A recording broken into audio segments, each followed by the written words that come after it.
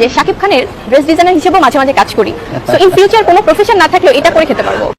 সে আমাকে শপিং করাতে না, শপিং করিয়ে দিতে আমাকে নিয়ে গেছে। দ্যাট মিন্স ড্রেস পছন্দ করতে আমাকে নিয়ে গেছে।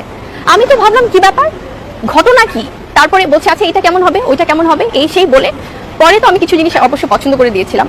এটা কেন বললাম, একটু পাবলিসিটি করে নিলাম যে শাকিব খানের ড্রেস ডিজাইনার হিসেবেও মাঝে মাঝে কাজ করি। সো ইন ফিউচার কোনো প্রফেশন না থাকলেও এটা করে খেতে পারবো।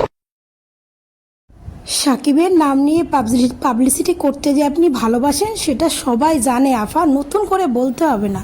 আপনি এই অবধি এসছেন তো একমাত্র সাকিবের আর অপু বিশ্বাসের নামে পাবলিসিটি করে, আর তাদের জীবনটাকে, সোনার সংসারটাকে নষ্ট করে। তো আপনার যে কেরিয়ার ধ্বংসের মুখে সেটা আপনি খুব ভালো করেই বুঝে গেছেন। কয়েকটা সাকিবের সঙ্গে সিনেমা করেছেন, সেই সিনেমা কটা ছাড়া একটা তো হিট মুভি বাংলাদেশে দিতে পারেননি। তো আপনি ভালো করেই জানেন যে আপনার সামনে একদম ধ্বংসে পরিণত হয়ে গেছেন। তো আপনি কি করে খাবেন?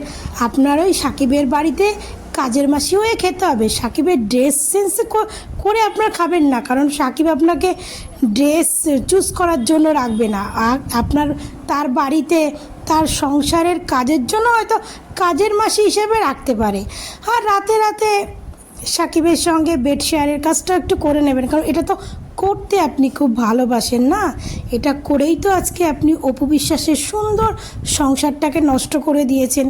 তো সাকিব খান এক কাজে দুই কাজ করে নেবে, বলে রথ দেখাও হলো, কলা বেচাও হবে। সাকিবের পরিবারের কাজের মাসিদের কাজগুলোও করবেন, আর আপনি তার রাতের বেডের রানী হবেন, যেটা আপনি বরাবরই হয়ে এসেছেন।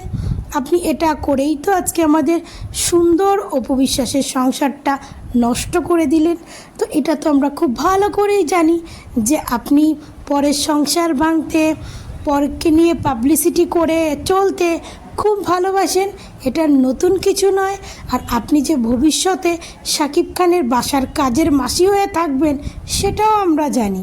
তো আপনি ভালো থাকবেন। ভবিষ্যতে সাকিবের বাড়ির কাজের মাসি হওয়ার জন্য আপনাকে অ্যাডভান্স কংগ্রাচুলেশন জানিয়ে দিচ্ছি। আর রাতে রাতে শাকিব খানের বেডটাকে গরম করার জন্য তোমরা আছি অপু ভক্তরা, আপনাকে কংগ্রাচুলেশন জানানোর জন্য।